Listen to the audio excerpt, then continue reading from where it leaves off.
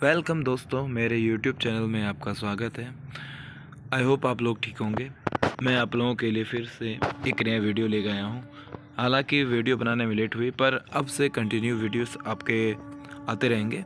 तो चलिए शुरू करते हैं। आज का पहला टॉपिक है प्रकाश। मैंने फिजिक्स के टॉपिक को उठाया है और इससे जितने भी सारे कॉन्सेप्ट बनेंगे कोशिश करूँगा कि इस वीडियो में मैं बता पाऊँ, और नहीं हो पाया तो नेक्स्ट अगले वीडियो में आपके लिए लेके आऊँगा। चलिए मैं शुरू करता हूँ। तो सबसे पहला पॉइंट याद रखने वाली बात क्या है, प्रकाश क्या होता है याद रखिएगा, एक ऊर्जा का रूप होता है। ये सोर्स ऑफ एनर्जी होता है। ऐसा भी कहा जाता है कि सूर्य सबसे बड़ा जो प्रकाश या ऊर्जा का स्रोत है वो कौन होता है, सूर्य होता है। ठीक है, इसको याद रखना है। सूर्य में जो क्रियाएं होती है वो कैसी होती है, नाभिकीय संलयन होता है। क्या होता है, नाभिकीय संलयन होता है। इसमें क्या होता है, संलयन होता है, नाभिकीय संलयन अभिक्रिया होती है। इसको याद रखिएगा। ठीक है दोस्तों, आगे देखिए। तो अब हम लोग जान गए क्या होता है प्रकाश। एक प्रकार का ऊर्जा का रूप होता है और यह विद्युतीय चुंबकीय तरंग के द्वारा संचालित होता है। बोला जाता है प्रकाश क्या है, विद्युतीय चुंबकीय तरंग के रूप में काम करता है। इसको याद रखिएगा। प्रकाश के फोटोन का सिद्धांत जो दिया था, फोटोन का सिद्धांत कौन दिया था, तो अल्बर्ट आइंस्टीन ने दिया था। कौन दिया था, प्रकाश के फोटोन का सिद्धांत कौन दिया था, अल्बर्ट आइंस्टीन ने दिया था। और अल्बर्ट आइंस्टीन ने जो बताया था फोटोन, फोटोन होता क्या है तो जानिएगा, प्रकाश का जो प्रकाश ऊर्जा के छोटे छोटे बंडलों के रूप में पाया जाता है जो चलता है, जिसको कहते हैं, उसको क्या कहते हैं, फोटोन कहते हैं। ठीक है, छोटे छोटे कण के बंडल के रूप में होते हैं, पैकेट के रूप में होते हैं, जिसको क्या कहते हैं, फोटोन कहते हैं। प्रकाश की चाल को सर्वप्रथम कौन बताया था, रोमर ने ज्ञात किया था। याद रखिएगा, प्रकाश की चाल को सर्वप्रथम कौन ज्ञात किया था, रोमर के द्वारा ज्ञात किया गया था। प्रकाश की चाल जो होती है अलग अलग माध्यम में क्या होती है, अलग अलग माध्यम होती है। जैसे कि मैंने कुछ लिया है, आपको याद रखना है। जैसे कि निर्वात में प्रकाश की चाल होती है 3 × 10⁸ मीटर पर सेकेंड या 3 लाख किलोमीटर पर सेकेंड। पानी में प्रकाश की चाल जो होती है 2.25 × 10⁸ मीटर पर सेकेंड। इसको भी याद रखिएगा। यह 2,25,000 किलोमीटर पर सेकेंड होता है। तारपीन के तेल में जो प्रकाश की चाल होती है लगभग क्या होता है, 2.04 × 10⁸ मीटर पर सेकेंड, अर्थात 2.04 × 10⁸ मीटर पर सेकेंड होता है। ठीक है, आगे हम लोग देखते हैं।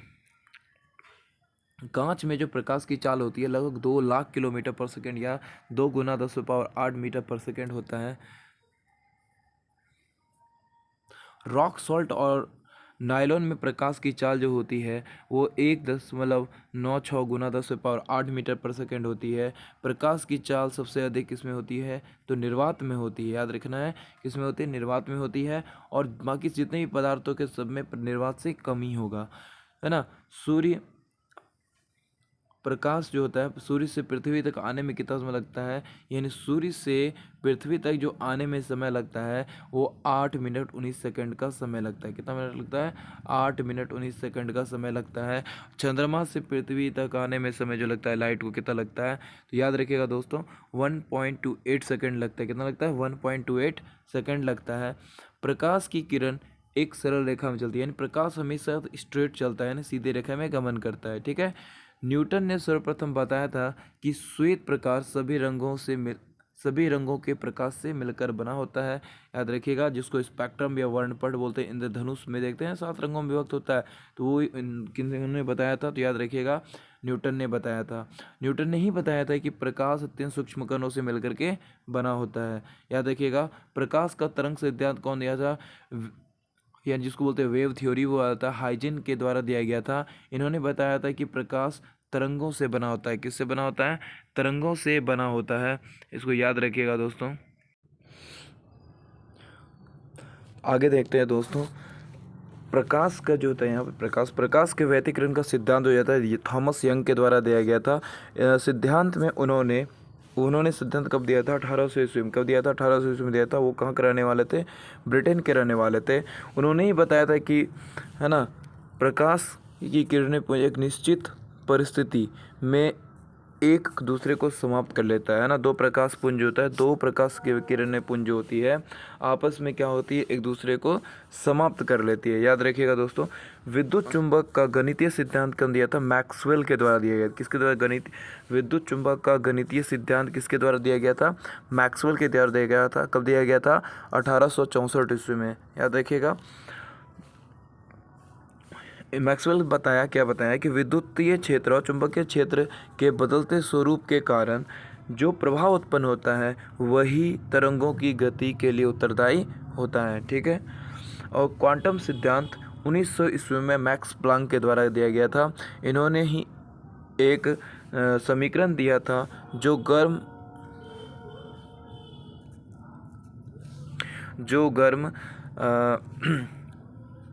सदस्य उत्सर्जित होने वाले प्रकाश के प्रायोगिक आंकड़े से मेल खाता है। और इन्होंने ही बताया था कि श्वेत प्रकाश, उन्होंने बताया था कि श्वेत प्रकाश के उत्सर्जक छोटी ऊर्जा की छोटी मात्रा में ही क्या होती है? क्वांटम कहलाता है। यानी प्रकाश का जो छोटी छोटी मात्राएं होती है कण के रूप में होता है, उसे क्या कहा जाता है? क्वांटम कहा जाता है। याद रखिएगा।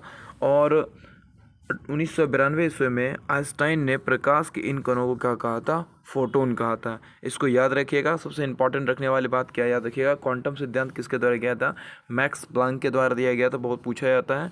और फोटोन का जो खोज किया था अल्बर्ट आइंस्टाइन ने किया था। इसको याद रखिएगा। ठीक है दोस्तों। आगे आते हैं कुछ इंपॉर्टेंट तथ्य जो पूछे भी जाते हैं एग्जाम में।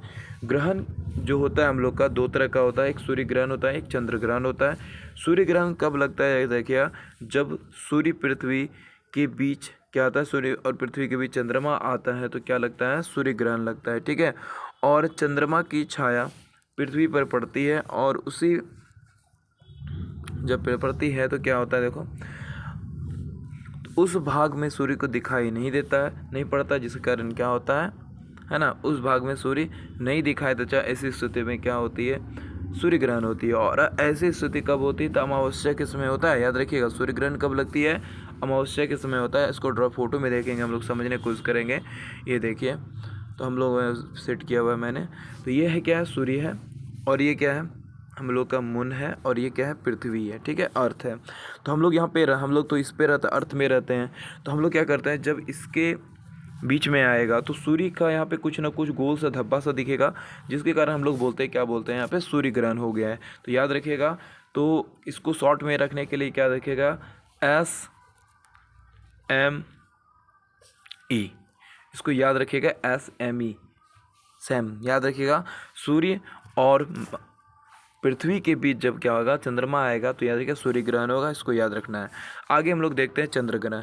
चंद्र ग्रहण क्या होता है समझते हैं। जब सूर्य चंद्रमा के बीच में पृथ्वी आ जाती है, क्या होती है? जब सूर्य और चंद्रमा के बीच में पृथ्वी आ जाती है तो पृथ्वी की छाया चंद्रमा पर बनती है। कहाँ बनेगा? शैडो बनेगा, तो चंद्रमा भी बनेगा। तब चंद्रमा का वह भाग दिखाई नहीं पड़ता है, जिसको क्या कहते हैं? चंद्र ग्रहण कहते हैं। यह अक्सर कब होता है? पूर्णिमा के समय में होता है। इसको याद रखिएगा।